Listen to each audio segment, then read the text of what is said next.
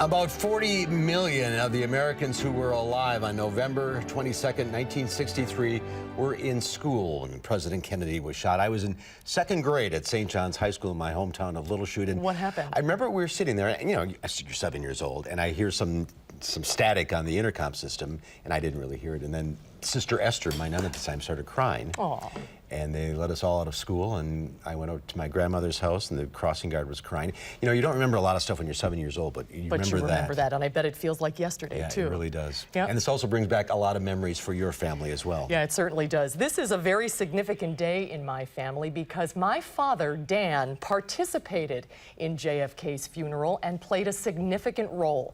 It was one of the greatest honors of his life, and it's my honor to share it with all of you on this anniversary. My father shared his story with us from my parents' home in Charleston, South Carolina, where we asked him to open up the photo albums.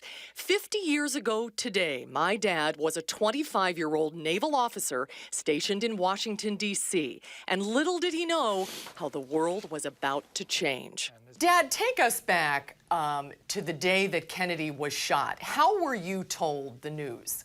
I was out on the grinder with my troops, and we were practicing marching. We had been given advance notice that to be prepared for a possible state funeral for ex-President Herbert Hoover, who was sick at that point. So we were practicing for it, and one of my troopers came down and said, Lieutenant, he said, the president's been shot, get back to the office. So I said, what the heck kind of a message is that, you know? What do you mean the president's been shot? He said, I don't know, but the boss wants you back at the office right away. That started 3 days of very intense activity, getting organized for the Navy's participation in President Kennedy's funeral. Do you have any time to personally reflect on what was going on? Very little time to personally reflect. Of course, like everybody else, I felt shock and awe about, could this have happened? How could it have taken place? And of course, we didn't get an opportunity to watch much television because of the organization we needed to get the troops organized to participate in this. On Sunday morning, President Kennedy was taken from the White House to the Capitol, escorted by an all-Navy ceremonial guard. So what was going through your mind in that procession from the White House to the Capitol, you leading the Navy contingent? That I hope I wasn't out of step. We were marching to the beat of only a drum, and it was very solemn. There was no noise aside from the drum beat and the clip-clop of horses from the caisson where President Kennedy's casket was. So all I was saying is that I hope when we make the turns that everybody's in line and everybody's in step. When the casket got to the East Room of the White House, Dad, you had an opportunity to see Mrs. Kennedy. Yes, that's true. Mrs. Kennedy and Bobby Kennedy walked into the room and went to the casket and opened the casket and stood there for approximately 10 seconds or so. And Bobby Kennedy shook his head and said no, and he looked at Mrs. Kennedy and she said, she shook her head too.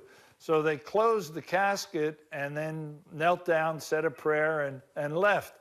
And I turned to the Secret Service man who was standing next to me, and I said, what was that all about? And he said they were making a decision of whether or not there would be an open casket for the VIP and head of state visits during Saturday at the White House. And Dad, you followed the casket all the way to Arlington National Cemetery. It must have been an exhausting 3 days. How did you feel when it was all over? That's a kind of a story. It was a long day on Monday, taking the president from the Capitol to the Cathedral to Arlington Cemetery, and exhausting. My feet hurt through the whole march, and when I got home, it must have been 8 o'clock or so.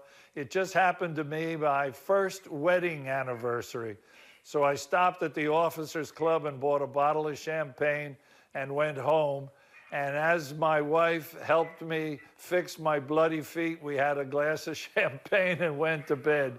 So it was exhausting, to say the least. On that fateful day, Dad was just doing his job. It's taken him 50 years to fully grasp that he was part of history. It was a wonderful time. It was truly a time of Camelot. And it's just a shame that this wonderful man had to be taken from us.